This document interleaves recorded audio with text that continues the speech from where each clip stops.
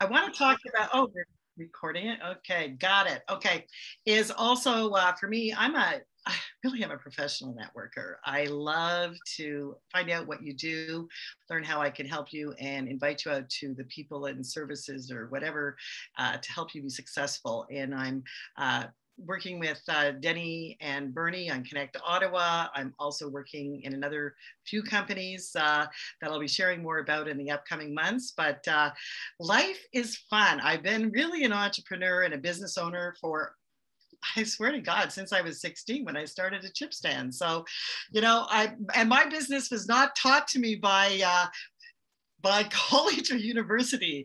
I am the street smart girl. So I learned all the tricks in psychology from just doing. And I think that that's a lot of entrepreneurship.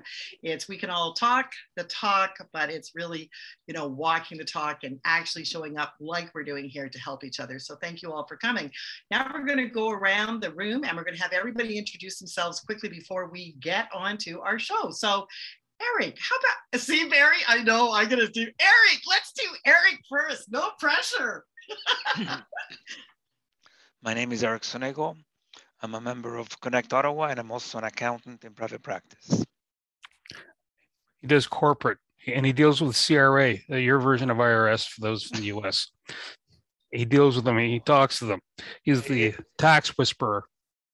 Oh, I like that. The tax whisperer. I went on holidays like 3 weeks ago, and it seems like it was 3 centuries ago. You're back and you're deep diving into the books already. Well, Eric, it's a pleasure to see you out here. We haven't seen you for a while, so it's really nice. And I hope you had a good holiday, even if it's a fond memory right now. Okay, Barry, now I'll go to you. Thanks, Margaret Ann. Keep me on my toes. So great to see everybody tonight. My name is Barry Bliss. Let me ask you, do these sound familiar? My debt load is too much. Can I retire? Can I afford to send my kids to school? I'm a financial representative with Primerica, and I help families get on track for their goals and dreams through financial education and planning. I am your financial doctor. I find your pain and make it go away. So let's connect. Thank you very much, Margaret. That's amazing. You know what I'm realizing on this? We need to take snippets from people saying their pitch. We're recording it. Yeah, so maybe, I don't know how hard it is to break it up because I'm not the IT person, but you know, maybe we should do. So well done, Barry. Okay, Keith, who might Keith be? Hi there, well, thank you for inviting me. I am friends with Bernie and I know Debra as well. And I've been involved in enough conversations to know any time the two of them show up, it's a good place to be. I'm a business strategist, community builder, and a corporate refugee. So the topic really caught my attention because it's much more fun to go back in and help fix broken corporations than to work inside one. Yep. Like that. Oh, yeah. And I help people be seen, be heard, be found in its most simplest form. A connector like yourself, Margaret Ann. Okay, cool. Well, I'm so glad you're here, and I love that, eh? Bernie and Debra, this is going to be the A team here tonight. And how about okay, Susanna, I know Susanna, you came on. Are you there to share who you are? Don't see it moving. Oh, here. I was just looking for the button. Welcome, Susanna. Hello, nice to see you guys. It's been a while. Yeah. I made a point to join tonight because, yeah, I missed you guys. I missed the whole conversation. Susanna, I'm the CEO and co-founder of Collabified. We have a marketplace platform that assesses other platforms and services against ESG criteria, standards, regulations to validate them and basically to see if they're legitimate or if they're trusted, if they can be trusted. Awesome. Well, we are thrilled to have you here, Susanna. I wish you could see your smiling face, but that's okay. Yes, I'll figure out the camera and everything shortly. And you know what? You're amongst friends, so it's all right if you have some bloops trying to do that, okay? We're not No. Let me see. There you go. You almost got her. There you go. Live at the velodrome. Why can't I see me? Where am I? Oh, there I am. I'm here. Life is good. Perfect. Okay, and Tanya, how about we do you next? Who is Miss Tanya? Well, Chris just joined us. Should we Oh, allow Chris? I'm going around the room. I saw Chris. I'll get to her in a sec. I'm not introducing you for speaking yet. Okay. So my name is Tanya. I have a company called Beyond Safety Compliance, and well, I'm going to be speaking, so you'll hear more about me, I guess, as we go. So. Okay. Well, thank you, Tanya. How about, okay, Chris, I did see you coming on, wasn't sure. How are you, girl? So who is Miss Chris Peacock? Hey, good. I'm sorry to be late. I was playing pickleball. Oh, pickleball. That will do it. So just got home. So Chris Peacock, and I own To Be in Flow Neurofeedback Services. And neurofeedback is a technology-based brain training program to help calm the central nervous system and help the brain develop new neural pathways. And I work primarily with people dealing with anxiety or children with ADHD, autism, or FASD. Awesome. Nice to have you here, Chris. And how about we go to, I don't see Alexander there. So how about Bernie next? Well, Bernie is a business-to-business connector. That's the short part of it. PureFog is one of the progeny of that project, and just connect with people. And that's one instance where I stuck with the project itself. Also involved in Connect Ottawa. I go out and find people to speak at Connect Ottawa. We're up to June 2022 already for guest speakers every Tuesday. Save a couple of weeks in December. So we're cruising. And again, try to keep them interesting and diverse. Thanks, Bernie. And Denny, of course, we always love your pitch. Well, thank you, Margaret Ann. It's Denny Brown from Ramsey Brown Media. We help you define, refine, and tell your story on and offline. I'm a marketer at heart, and I love doing marketing funnels to get your customers from where they are to where they need to be, which is a sale. Margaret Ann, how about yourself? You want to talk a little bit more about yourself? I'm not going there yet. I think I shared the other day. Okay, I'm still working on mine. I've been in a work in progress as I've been doing some transitions, but I did post my LinkedIn. I'm actually a lot like Bernie, a business connector, part of several new and upcoming startup companies, looking at connecting, networking events, and anything that can help businesses succeed. And really, truly, my passion is in having conversations with people and really figuring out how I can help. That's the bottom line. Real relationships, real people equal real referrals. And Alexander, are you there? Did you go hide on us? Okay, well, Alexander he's on an emergency call. Okay, I'll tell you, Alexander Thorick is from Montreal, and he's also part of our VIP group, and he is a coach, and you can find him. He'll be posting, I'm sure, his LinkedIn thing. So the other part about networking is everybody, make sure you go grab a link, connect with people if you don't know them.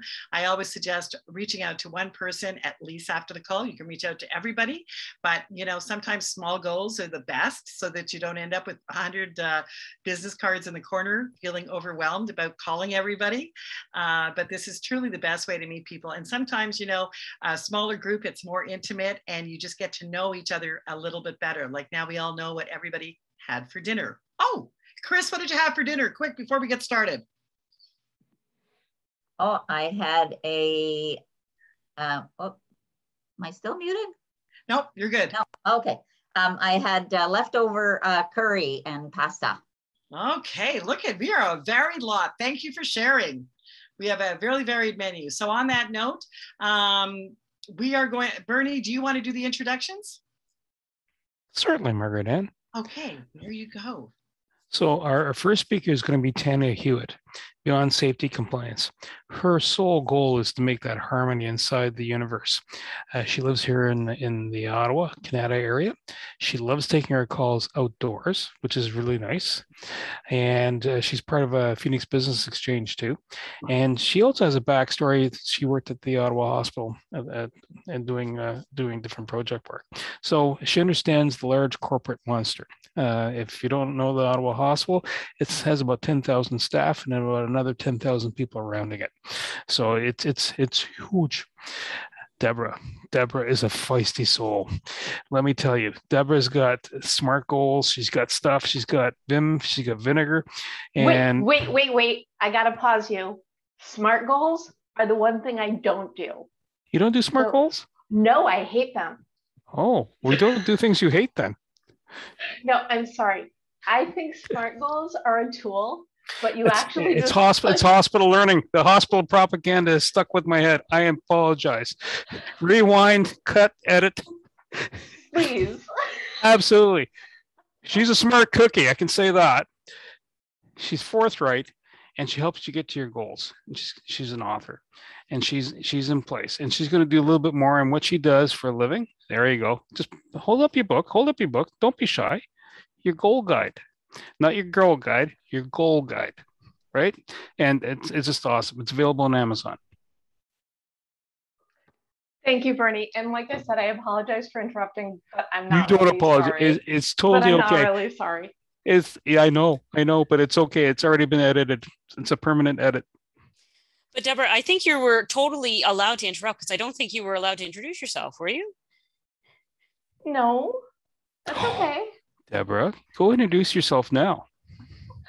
I don't know that I could do any better than Bernie, but I am the author of the award-winning Your Goal Guide, a roadmap for setting, planning, and achieving your goals, and founder of the DEB Method, which is my system for goal setting simplified. You can't get what you want unless you know what you want. So my work, which you'll hear more about later, is foundational. And as we enter this new reality, the new next normal of corporate in the workspace, I have taken my system and transitioned it into a corporate well-being program, which you'll hear a little bit more, but it's all about keeping your employees engaged and productive, because happy employees make for a productive, money-making business. And just as a quick aside, I met Debra at the Jeff Pulver Zula events. Some of you have been there, and if you've not, let me know. I will send you the link. Super easy, super free. 9 p.m. Eastern Standard Time, or 9 Thursday Eastern Standard Time, 9 a.m. I'm stopping. Okay, so I'm understanding that Tanya is our first speaker this evening. Yes. Yeah, I think so. Okay, so take the next steps for an eye-opening virtual workshop. So Tanya is going to introduce organizational health and 6 key questions that need to be asked of organizations to get clarity around going forward. Why do we exist? Who are we? What do we do? How do we do it? And what is our rallying cry? On that note, I'm really excited to introduce Tanya. I've got to know Tanya, I guess it's been about a year now, Tanya, when we actually connected. And wow, have I seen a big transformation with you, Tanya. You know, you're so well spoken. If you need any research done in anything, she's a walking book of encyclopedias.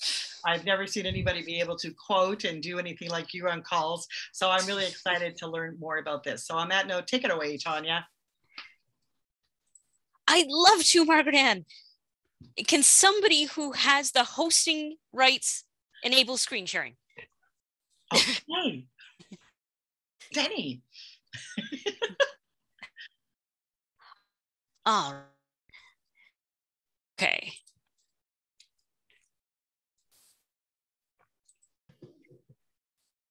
Let me just get this started. And this is the wrong one. Hold on. I thought I had it open. Give me a second here.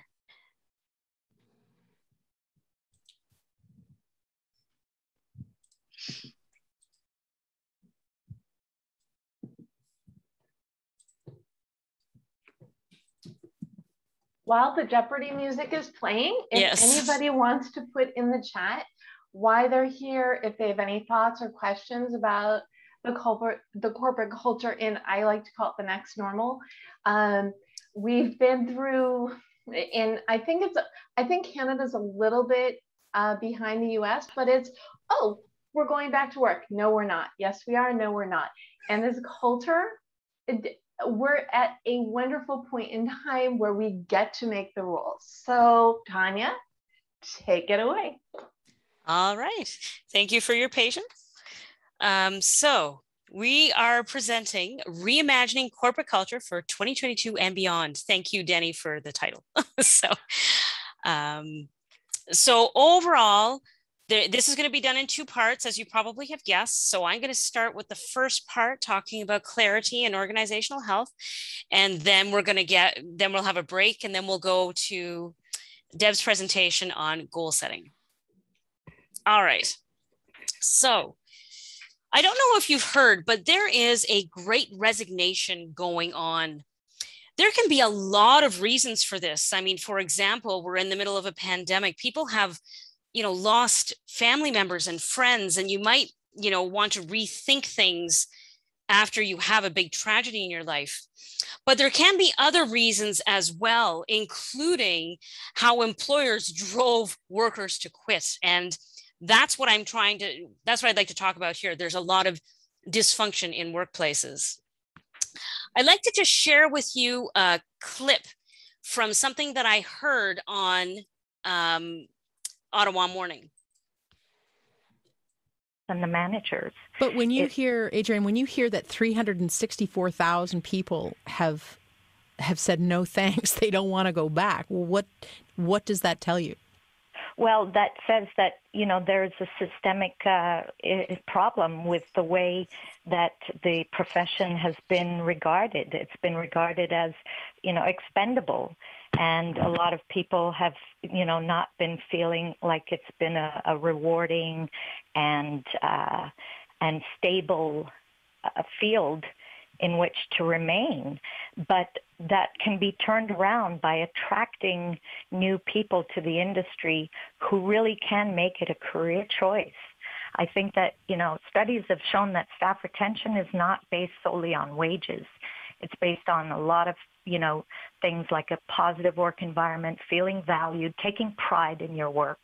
And if staff is properly trained, they'll stay.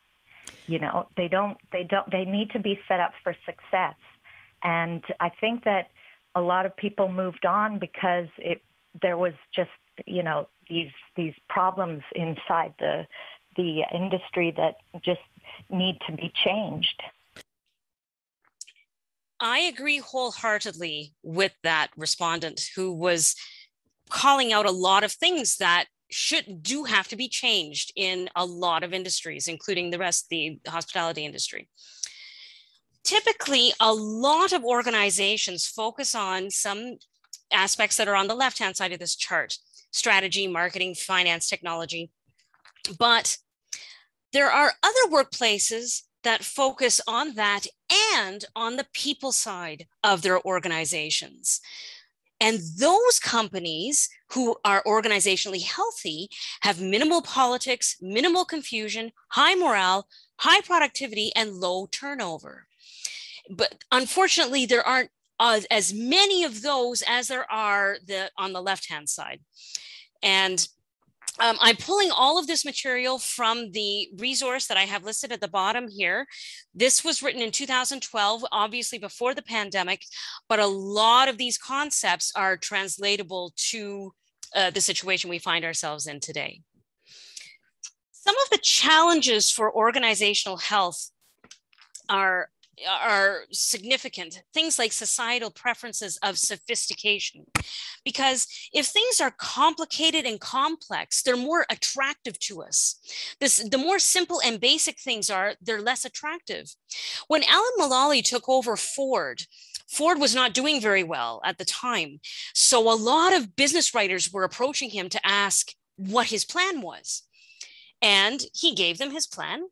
And they went off and wrote their articles and published their magazines and so forth. The next year, one of those same writers came back and asked him, "So what is your plan this year?" And he said, "Well, I told you what my plan was." And he says, No. I mean, this year. You told me what your plan was last year. I need this year. And he said, "I told you my plan. That's how we're doing it. It's the plan." He said, "Buddy, I can't write the same article this year as I wrote last year. Like, it doesn't sell." So, we just don't, we need to get a high from new things all the time. We're kind of like addicted to adrenaline in our society. We also have a very strong focus on quantification. If it can be numerically expressed, then we trust it implicitly.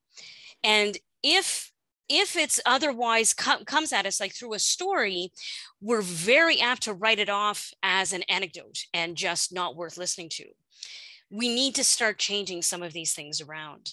But even more of a challenge is the motive we have. A lot of our society is based upon reward centricism. Things like fame, celebrity, prestige, merit, delegation, and avoiding uncomfortable conversations. Like a lot of managers become managers because they were good at some kind of project, not based on their ability to lead people, not on their ability to take on responsibility-centric leadership. Things like humility, repetitive communication, team development, having great meetings, and leaning into the danger. So a lot of this is set up against organizational health, the things that we have in our society. I really hope that this pandemic might be changing some of those things. So just to outline that, the poster child for organizational health is Southwest Airlines, and I'll be using their examples to illustrate how some companies can work, specifically them. This is the model for organizational health. So as you can see, there are 4 parts. I'm only going to focus on one of these parts, and that is the number 2 area, the create clarity. There's a lot of other work that has to happen before this on building a cohesive leadership team, but I'm going to be focusing on just the 6 critical questions. So these questions are really important for a leadership team because there is probably no greater frustration for employees than having to constantly navigate the politics and confusion caused by leaders who are misaligned. That's because just a little daylight between members of a leadership team becomes blinding and overwhelming to employees 1 or 2 levels below. I've heard this called the vortex effect. Whatever you call it, it's real.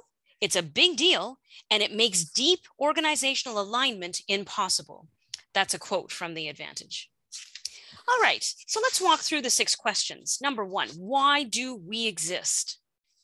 So this is a question asking, what contribution do you make to society? Like, why was the company founded at all? The answer a lot of people give to this at first glance is, well, to make money. But that's not the answer, because everybody makes money. That's just a business, they're just a being in business. That's not why you exist. What problem are you solving by being in the business you're in? So we have in our Ottawa network an excellent exemplar of this. Timothy the Phlegm, when he introduces himself, he often talks about the reason he is in business, and that is to provide mental health support for those who can't afford it. It is completely decoupled from what he does. It is why he exists. So the second question is, what are our values? So Jim Collins had wrote Good to Great in the 90s and as expressed that values are important. And all of a sudden, everybody had 20 to 30 values up on their walls. Pat Lencioni talks about values having to be triaged a bit. He talked about core values being differentiating and very few. They are the type that if you break them, you have sold your soul. So you don't have many of these, either as a person or as an organization. If these change, then you've changed the company, because these stay for as long as the organization exists. And these can serve as a limit to diversity, because core values must be aligned with everyone who works for the organization. So common or expected values are those that are expected of your group or your industry or your community or your country or your culture or whatever. So there's often more of those, and they're often shared amongst that, the grouping. Aspirational are ones that you want to have, but you don't have now. So you can, you know, either individually or corporately aspire to have certain values, but acknowledge that you don't actually practice that right now. Accidental are the most dangerous, because those are when you adopt values that are not consistent with your core because you're not paying attention to your core values, and you're adopting them because they are popular and they're externally defined. It's keeping up with the Joneses stuff. Those, and Susan Davin talks about this as well as at an individual level, those are really, really dangerous. In the Southwest Airlines example, their core values are warrior spirit, humor, and servant's heart. So in humor, I know if you know about Southwest Airlines, you know that, you know, at their annual meetings, you know, the former CEO used to show up in an Elvis suit and things like this. But there's a really good example of a person, a passenger on one of their flights being insulted about the humorous way that the flight attendants had presented the FAA announcement, and wrote a complaint letter to the president. The president wrote back, "We'll miss you. The customer is not always right. These core values guide you on who your customers are and who your employees are, and can serve as a filter for you. They can be used in decision making." What do we do is the third question. So this should be easy. It is what you do. I mean, I've heard Pat Lencioni describe that he has gone to teams where he's asked the executives to write down on a piece of paper independently what they do when they come up. You come up with 6 different answers for 6 different people. So that there's a problem when you don't have alignment on things like this. In the Southwest Airlines example, they fly planes domestically. Oh, I missed what Southwest Airlines, why they existed. They existed because they chose to exist at the time when aviation was new. It's an old company in the airline industry. And they looked around and saw that aviation was a rich man's game. And they thought more people should have this opportunity to fly, to be able to go to family reunions or meet their clients or experience other things in life. And because of that orientation, Southwest Airlines flies planes domestically. They're not going to be doing vacation things. They don't have any international flights. They just fly planes domestically, consistent with why they were founded in the first place. The next question is, how will we succeed? It's basically, what is the collection of intentional decisions that a company makes to give itself the best chance to thrive and differentiate itself from its competitors? Pat Lencioni calls these strategic anchors. They are intentional, differentiating, grounding aspects well known to everyone in the company. In order to find them, it can be a messy, organic process, but once you find them, it can be very, very helpful, because once again, these can serve as a filter. I'll give you some examples again from Southwest Airlines. You can, Southwest strategic, this was, but their strategic anchors at that time were low fares, on time, and having loyal customers. So this guides decision making. After 9/11, it became very fashionable to charge for checked baggage. And all airlines did this, which is why we all shove our stuff into a tiny suitcase and bring it on board with us as opposed to checking our bags now. But Southwest Airlines did not do that because that was going to violate low fares and loyal customers.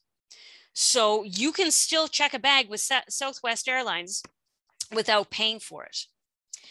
They did not invest in back of the seat entertainment systems. When all sorts of airlines, there's a Swiss Air accident that shows this in Canada, that everybody was racing to be able to put these back of the seat entertainment systems, which I'm sure not too many people use now because of, Wi-Fi on planes and things. Southwest Airlines did not do that. Again, they didn't want to jeopardize the low fares for their customers. Most airlines, when you walk onto the airline, you go to the seat pocket and you pull out that card to figure out what kind of plane you're on. In Southwest case, they only have a couple of types of planes. Why? Because that facilitates their landing and taking off at the various airports that they land and take off at. So that choice to only go with a couple of models of planes, not 50 or something, they can guarantee an on-time delivery of their services.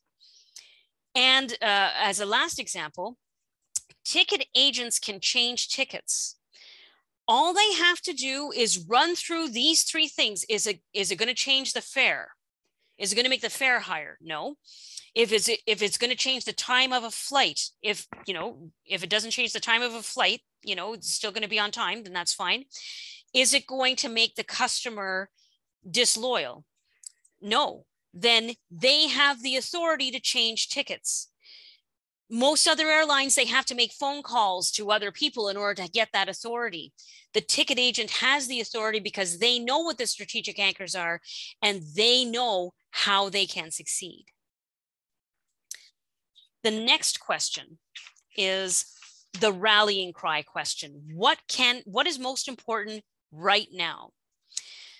To be fair, in the Advantage, which was published in 2012, the timelines were probably a bit longer than you'd want to have today. So he had said in a pre-pandemic era, never beyond 12 months, 3 to 9 months ideal. Probably now we'd want to shorten that, no more than 6 months and 1 to 3 months ideal. What is most important right now? It's a singular goal. It's qualitative, it's temporary, and it's shared. So some questions you would ask yourselves would be, if we accomplish one thing in the next 3 months, what would it be? And in the next N months, what must we have done to be successful? So this is most suitable for a leadership team because, again, any cracks are going to be very visible to everybody else. A leadership team is not a United Nations trying to vie for, each VP vying for their department, such as, in the United Nations, each representative vying for their country. That's not how it works. This is a single company, and there is one overriding priority being worked on at a time. Then you work out what you need to do to achieve that rallying cry, but you ensure that the normal objectives are never off the radar. So I'll show you a couple of examples. So this is, the rallying cry to make the airline partnership work. These are the defining objectives. How are we going to get that to be successful? What do we need to do? These are the defining objectives that they figured out in order to make that work. But you don't lose sight of your standard operating objectives, the things that allow you to run the business in the first place. So this stuff is always on the radar, but you add these things temporarily to allow you to achieve your goal. This can happen in families too. You can work on what is it that you want to do in the short term? And then you come up with your defining objectives that are going to allow you to focus on that goal, but you don't lose sight of, what is important in the family. And you can see here that you can't see the colors, but these are colored green, yellow, and red because they revisit this every week and they see how they're doing. And because you can't give your full attention to everything all the time. So you just monitor yourself as time goes along until you can reach your goal. Until you achieve that rallying cry. And then number 6 is who must do what. And that is with that same kind of understanding of, who, monitoring your progress on your defining objectives and your standard operating objectives. But more importantly, it is focused on aligning the task to the talent. So I'll just finish very quickly on the 6 working geniuses. A working genius is when you're working in your natural talent. It's like having your coffee in a travel mug. Working in your working competency is like how you've been trained, possibly, is like putting your coffee into a mug. It'll keep hot for a while, but it'll lose its flavor after time. If you're in your working frustration, it's like putting your coffee into a broken styrofoam cup. It doesn't matter what you do. Your coffee will not stay. This is the model. I won't walk you through it, but to say that it was a new product last year. It is doing wonders in the world, in the businesses that are taking it up, because the people are identifying their natural talents, and companies are aligning the tasks that they are doing with their natural talents, as opposed to seniority or how you were trained, or any kind of merit system. It's on what they're naturally good at. So in summary, organizational health predates the Great Resignation, but it focuses in part on clarity, including those 6 questions. If you add in the working genius, you can allow people to contribute while flourishing, and workplaces can become healthy, productive places, better for everybody. So thank you very much.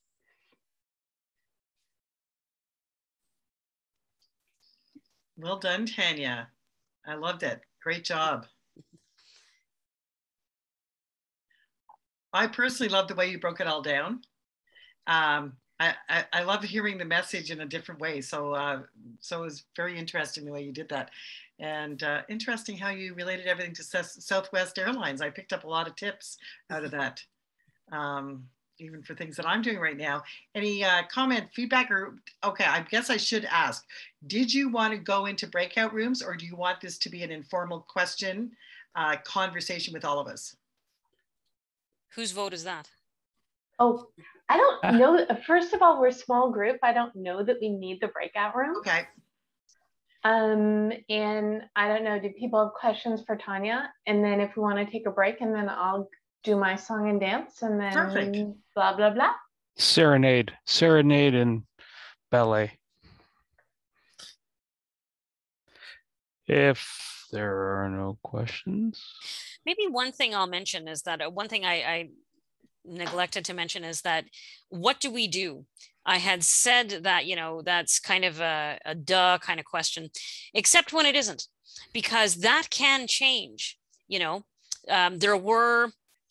core values can't change, but what you do can.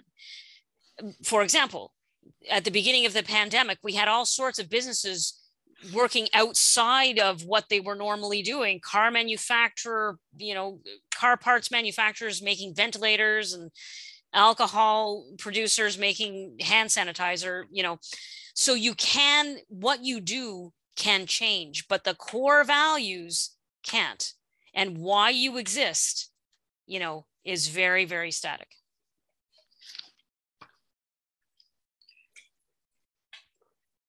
Okay, I like the way you put that, because I absolutely agree.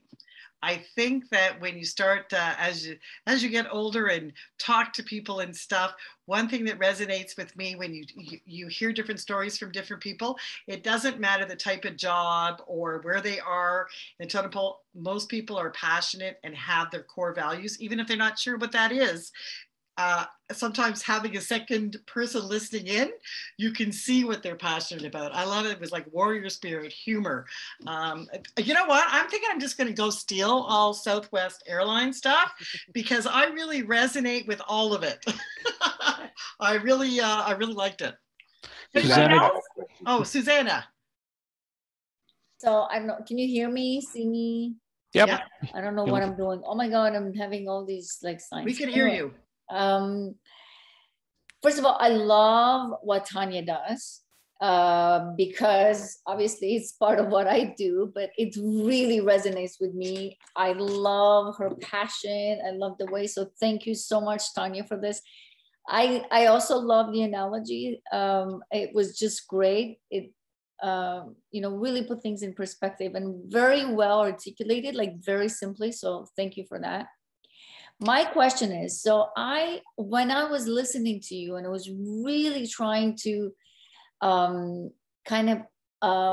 apply it, not to clubify, but really to my full-time day job at the government, right?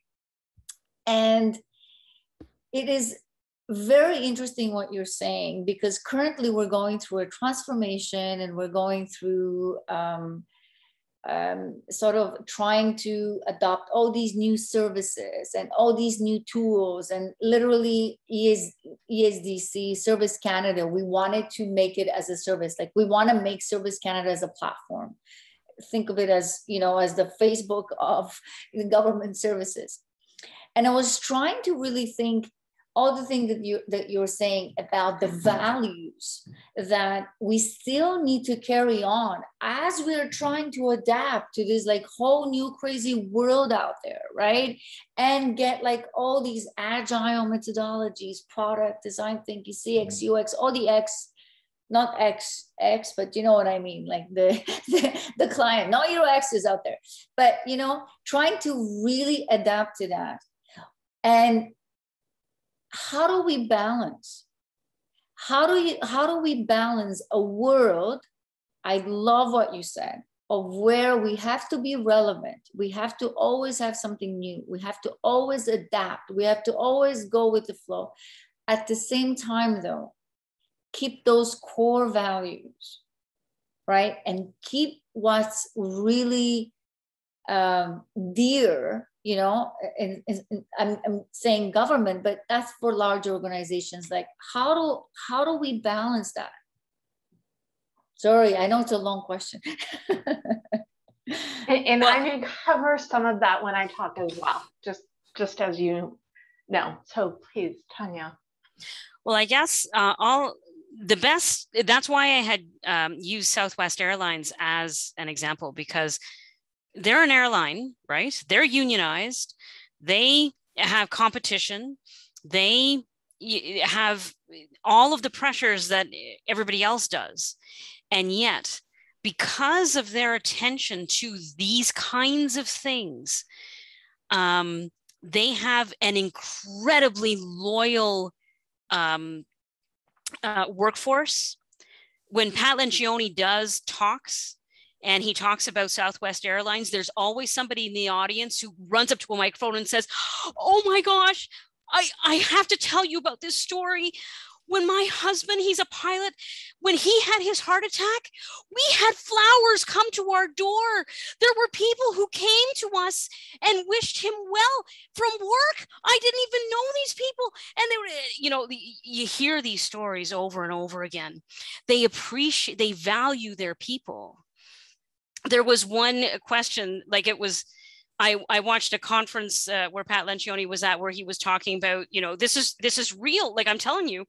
And they had some people from Southwest there, and he asked them, tell them the story about, and they looked at it, but don't you remember, told me that so banal to them that when they saw somebody, it was an executive meeting, they saw somebody's car come into the parking lot a bit later than everybody else's, recognized the license plate, recognized the guy in crutches coming into work. They stopped the meeting And they came out the way that we have seen in COVID, and they clapped as he walked in the door. And they said, well, we were celebrating Bob coming back to work. And, you know, she was like, well, why is that? Why you want me to talk about that? Everybody does that. And, you know, no, they don't. They don't even know how beautiful they are, you know. So he's trying to make sure that they are exalted as much as he can make them exalted, because it's just normal for them. There you go. Okay, on that note, I love it. And that's really about just being real and acknowledging, safe, starting a process that everybody feels comfortable with it. I really love it. But you know what? We're at 8:58. We are going to do a very short break because we want to get back and get Debra on. So you can all, run to 5. Okay. Well, you know what? We all can see each other. So you're all allowed to go for a break for a couple of minutes, grab whatever you need to, do whatever you need to, and we'll catch you back. And those who want to hang around and chat while others are doing their business, you can. We'll give you that opportunity to go now. Bernie, off with you. Yeah, gone. Maria Antoinette, here we go.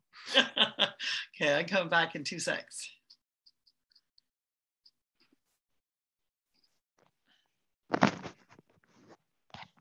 Sorry, Debra. For what? I talked for too long. Sorry. You did. It's okay. I'm going to cover some things, but in a very different way. So it's totally fine. Tanya. What? Tanya, the other side of the coin of Southwest Airlines, we had in Canada. It's called Northern Telecom, which was the marriage of 2 corporate cultures: blue collar, telephone company, and a scientific company. And some brains somewhere said these 2 people can mix, these 2 cultures can mix, and we'll come back with a new culture here called Northern Telecom. And they had all kinds of statements and sayings and what would you like the internet to be, you name it. And when things got rough, the whole thing came down. You know, because it was sad to see. It was really sad to see, because I know the people on the Bell Northern Reachers side, and these people maintained their soccer teams in the Industrial League 5 and 6 years after the demise of Northern Telecom, and they still would not allow anybody to play with them who had not been in Bell Northern Research. Oh my goodness! Right? So you know, the examples on what not to be is also there. Tanya, I love your example about the pilot, because it's clearly demonstrated people care. Absolutely. And when people care about other people, they can win everything, and they can go wherever they want. And we can see actually a lot of situation even in the government that people just don't care. They just follow processes, and they just afraid that somebody watching them behind. Yeah. Some bosses, they don't work because they care. They work because they have to. So they still care because they care that somebody's watching them. Yeah. You know, I'm a big advocate about just reframing everybody's thinking. So, you know, we used to talk about the kids not being, you know, whatever we thought they were, the millennials, and they're this, and we talk about this person being this. So I just think that we all have to start talking as if it's already happening, because I am a big believer in reframing our thoughts and how to, whatever we think about comes about. So I choose to think everybody on this call is as good as Southwest Airlines. And I bet if we went to this group, they are all the right people that would all have the right core values, attracting clients and employees that would love to hang with them forever. So on that note, I think we're almost all back. Okay, we'll give them 1 more minute to see their face. Oh, there's Keith. And Mr. Smiley Mary, where is he? Oh, there he goes. Okay, look at this. We're back on track. So on that note, with thoughts become things, because I'm a big follower of Mike Dooley, I'd like to pass it over to Debra Eckerling, who is about the DEB method and setting goals. So I'm looking forward to, I've heard Debra before. She's very passionate about what she does and adaptable. And it's nice to see you here tonight, even talking about employees. So Debra, on that, I'll let you take it away. Well, thank you so much. And I'm thrilled to be here. And it's going to be a little bit different. But don't worry, I will talk about goals. I am all about the goals. And as I mentioned before, to get what you want, you need to know what you want. But that is so important for the employees. I mean, as managers, directors, you want to put forth this perfect or perfect to you corporate culture. But as we continue this new reality, work from home, hybrid work, it's more important than ever for directors, team leaders to make those connections with their people and be in alignment so everybody wins. So that's what I'm going to be talking about today.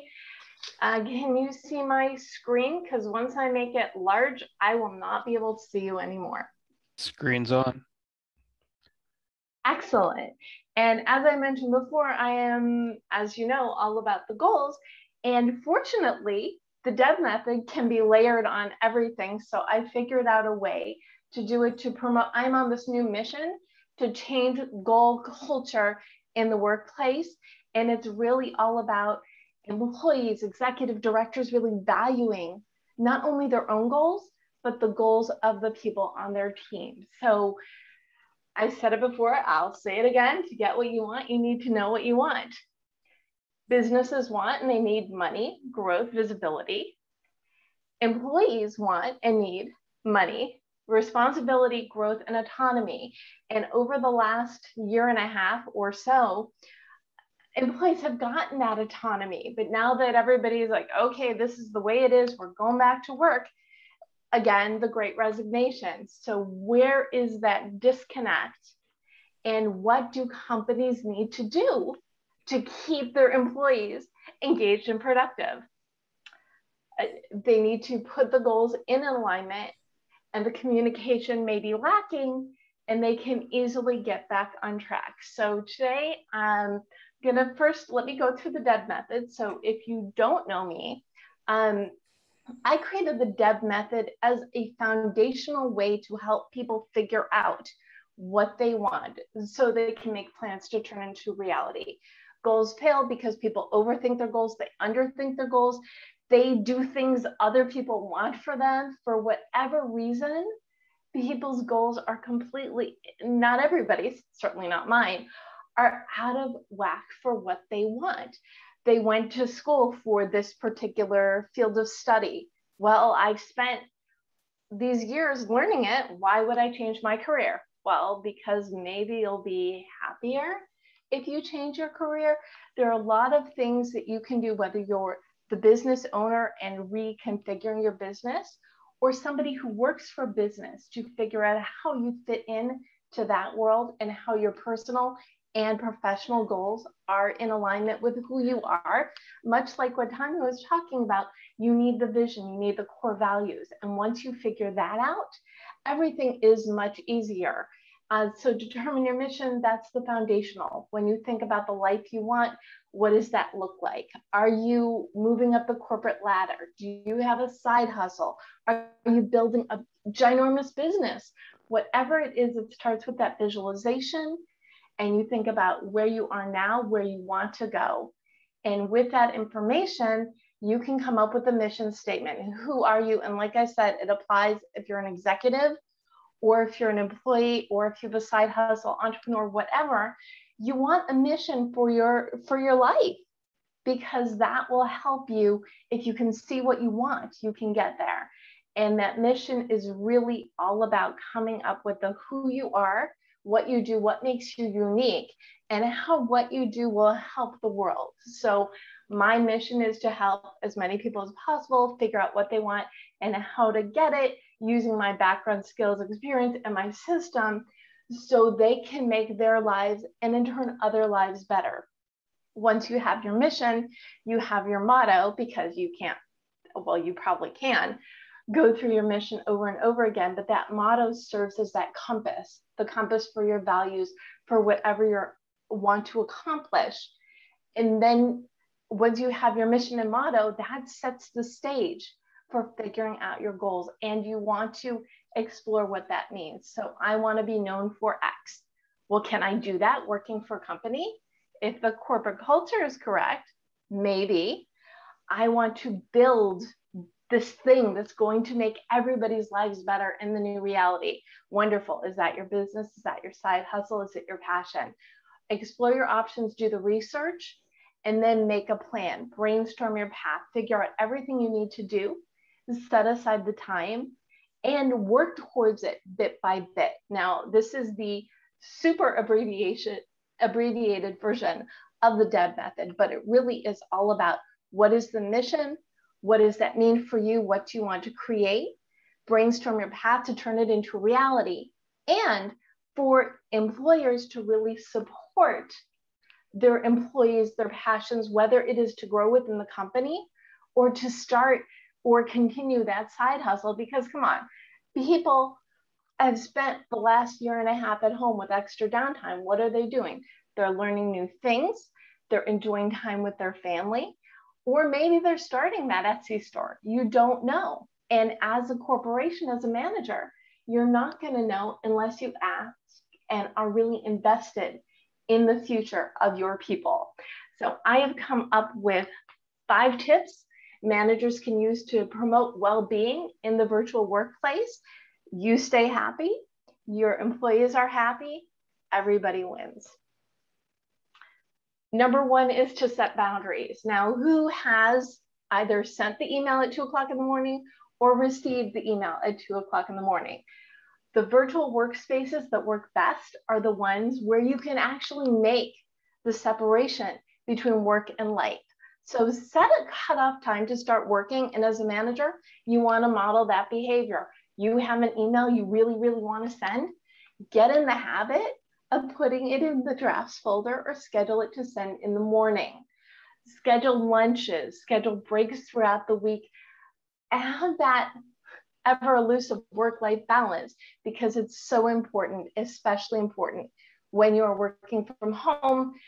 I don't expect you, whether it's your company or your side business or whatever, to take the entire weekend off, but schedule time off on the weekends, because you will be more refreshed and ready to take on what the next week throws at you. And again, if you're a manager, this is something you can model, behavior you can encourage for your employees, so everybody is happy, better balanced.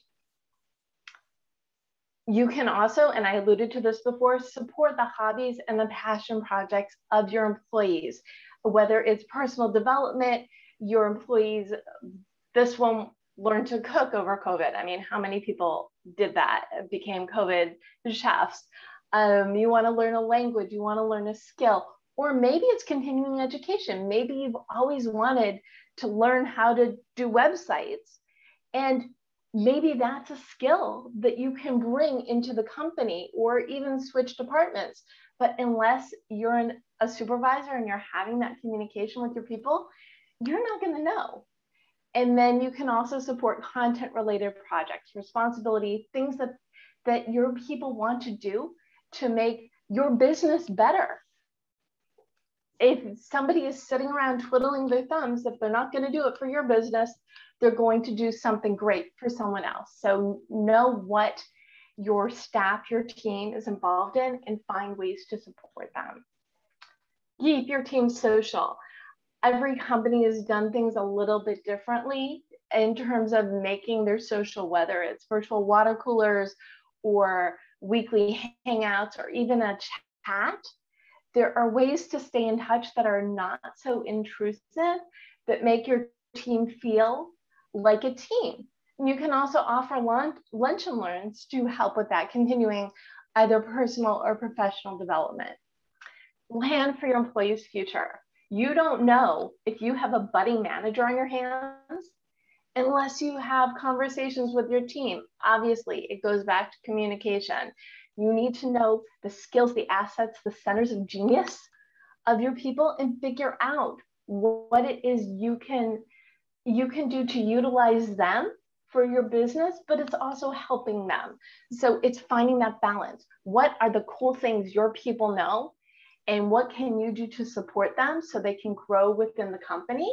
Or maybe they just have a cool side project that has nothing to do with your business, but giving that kudos or showcasing them on the company's social media. Hey, our manager, George, has this wonderful side business taking care of plants or educating people on plants. I have no idea why I said plants, but subscribe to his YouTube channel and learn more. So the employee feels valued, and the employee is going to be really happy to put in that extra effort to work for your company. And the most important one, this is one of my favorite words that comes up along with goal setting simplified, fun. I think figures it, fun and food, figure into almost everything I talk about. Encourage fun, offer incentive, support community service, give your employees the day off to do something that they are passionate about in their community. You want to celebrate their personal wins, their professional wins, call them out, applaud those coming back to work after an injury or illness, or virtually applaud them. Get creative and find different ways to support your employees, because if you support them, they will support your business, and it is win-win for everybody. So if you want to increase employee retention, encourage community while giving your team flexibility, and set your employees up for personal and professional success, really all you have to do is talk to them, or I can talk to them. So I am working through my KEEP program, working with businesses to help them uncover their employees' needs and wants. I work with HR leaders and managers to create a mutually beneficial plan, because that's all we want. We're creating this new reality in the workplace, and we need to create it all together. This is me. I created the DEB Method because I felt the need. Well, I've been doing goal setting productivity teams for years, but the DEB Method is all about goal setting simplified. Whether it's your business or your employees' passion projects, or maybe it's your business and your passion project. Figure out what you want so you can create that plan to turn it into reality. If you want to learn more about the DEB Method, the first half of your goal guide actually goes through DEB in detail. There are worksheets in the back, and the second half of the book is all about setting you and your employees and your family and your life up for success. And if we're not already connected, please connect with me, find me. I'm at the DEB Method everywhere on social media. And you can learn more about me at thedebmethod.com/keep, or just regular the DEB Method. And are there any questions?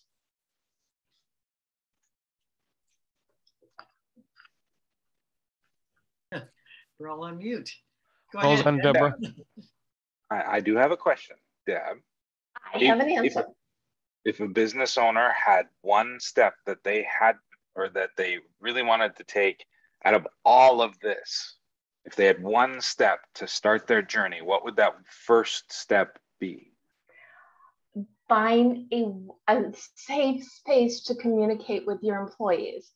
And it really depends on your team. If you have a large team, you're not going to want to have a big town hall. But maybe if you have a 10-person team, or you divide your groups out and have a conversation, if that's not feasible, send them a survey. What are your interests? What can we provide for you? What is your plan for the future? But it's really find what makes sense within your company culture to ask, and then ask.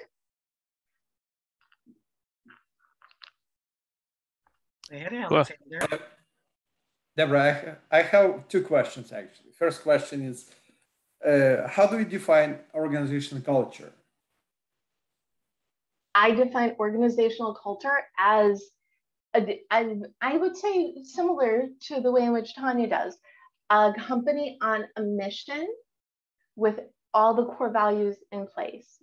So it's I don't think it matters if you're a big company or a small company. You need to have a mission behind what it is that you do. And that's what drives everything. And we've had, over the last year, we've all had to be extra innovative. You know, I never ordered my groceries before, and I told you food would come up. I never ordered groceries before the pandemic. And the first thing I did was stop going to the store. I live down the street from the grocery store, and I would go run to the store for 2 things and come back with 10. I mean, who hasn't done that? But in rethinking the way that I shop, now my list has to get to that magic number of $35 for free delivery. And I start shopping as soon as I finish shopping the week before. We can accomplish the same thing in a different way. And I think that's just as true for shopping as it is for creating. We're also in a wonderful time where we can be innovative because we have to. Find solutions that work for you, that make sense for your business, and then they will work for other people. Thank you. And why do you think some organizations, actually, a lot of organizations, they have weak culture or sick culture? Oh, why do they have sick cultures? Because they're only thinking to the next month, to the next quarter. They don't realize that if they lose all their employees in the Great Resignation, they're going to have to start from scratch. And it's a lot more financially feasible to keep your employees, find the right spots for them, see what their needs are, and support them. You're going to find some of your employees are just happy working from home. Leave them be. That's all you have to do. And you're going to have the most loyal employees because they know you're not going to email them at 10 o'clock at night that you respect their downtime. They're going to respect you more. I see. And my second question is about, you know that now organizations, they have a huge percentage of burnout, a huge. Mm-hmm. So what do you think, how those organizations can avoid that burnout? By encouraging the downtime. That if there's one thing I think every company needs to do, and we know they're not going to do it. I mean, as for entrepreneurs, we try not to work late. I do a cutoff time for myself. I do everything I tell other people to do, but every now and then I have to work late because the sleep I'm going to lose by not doing the work and worrying about it isn't worth it. But if you're modeling this behavior, if you're saying I know someone, they just did a retreat for their employees this week, a live retreat. I find that very disrespectful. People are still figuring things out. Don't ask your people to travel. Don't ask them to come into the office. Respect their space. Figure out, encourage the activities they need to do to recharge. And again, you will be repaid in loyalty. And especially in the healthcare industry, we have a huge problem with burnout. We do. And the other part that I think is really important is, and when I talk goals for entrepreneurs, I mentioned this a lot, it's always good to have more than one project you're working on. So you have something fun to do. You're learning something, you're writing a book, you're creating an app. What is that thing that gives you energy? Schedule time to do that regularly. If it's a little time, it'll take longer, but you'll see the progression, and that will also energize and motivate you to move forward. What Alexander is talking about, usually it doesn't affect the whole labor force. It's usually the managerial force that gets burned out. And usually there's politics involved when it comes to healthcare, right? Because people like me who are accountants divide the hospital into beds, and then we say, close 10 beds out, and that will close 3 doctors and 5 nurses out. and we shrink the thing like that. But whoever is left over there has now to work for 3 doctors more and 5 nurses more. And we never address that when we talked about burnout. We never address the fact that it's You have to have the right complement and the right number of people working with you, not just, you know, motivational stuff that we give the people going to the gallows, right? I agree that how about when people it's a great don't add-on. need a number Thank you. anymore? When people aren't numbers anymore, that's when culture will start changing, because a lot of companies and people I know that work, we are numbers. So when the numbers don't fit, they cut the people. They don't look at the person. They look at the numbers. But when we actually shift the thinking to start looking at the people and retention and happy employees, that's when true change will start to come. And I think with Tanya, Debra, and there's so many, Alexander, everybody out there starting this, like there is some momentum. There are people starting to listen. You are making a difference by having a voice that people are starting to rethink. And change is very challenging for large companies. Eric probably would know the most, because it is numbers and the bottom line. Anyways, just a thought. Debra, go ahead. I completely agree. And I was having a conversation with someone earlier today. She was at her job for 20 years, and then they downsized and they wanted to give her too much responsibility, and she left. And she didn't go to a competitor. She just went to a different chain. And after 3 years of that, she said, this life is not working for me. I have to do something that's fulfilling. What I'm proposing is that if you find a way to make your companies feel fulfilled, feel valued, feel like they're contributing, or at least feel like you appreciate their time, that is the future of the successful company. Yeah. Hallelujah. I love it. So true. But why attach this point? Because I had a conversation with one lady from healthcare sector, and she was crying. She was crying. She told me, look, what situation we have great people. I love all of them. I love them so much. But the problem is that, for example, she told me, we opened one person, like there was a surgery, and we found another problem there. But managers, they push us. They tell us, okay, guys, we don't have too much time for this operation. So we have a lot of people waiting for us. They just need to come to the hospital for operation, for surgery. So this is also a huge managerial problem. I spoke with other doctors. They told me they should hire more doctors. There is a problem. Just a side note about physicians. They cap the number of physicians that get trained in a given year. Yes. So it's a supply demand thing. It's even optometrists, you could have 10 gifted souls come through, all on par. Not all 10 go through, maybe one or two. Wow. So just, some of it is self-induced if it's numbers, and it's also affordability from, depending who's paying, right? Whether it's insurance or government, it doesn't matter. There is an affordability piece. And by the way, in past years with hospitals, and as a side note, someone asked me, how does a hospital work? They said, I told them it's like a large communist state with no AK-47s. Money drops in and it gets divvied up. And if you have the political sway, you get a bigger chunk. That's changed. Right now in the province of Ontario, they go, this surgery, and this is where it comes into your point, should cost you this much. This person isn't complicated. This person's complicated. We give you more money. And there's a warranty feature in there. So the person comes back through the system. They don't get billed for it, but the province won't pay. They're going, you screwed up. Don't screw up. There's a pressure in there. So there's a whole bunch of forces at play. And Bernie, you would know, because you've been part of that industry for 30 years, as I'm sure there's a few other people on this call would know. I know, everything, it sounds like, with the election and everything always sounds so simple, but it's all this stuff behind the scenes we don't see and understand.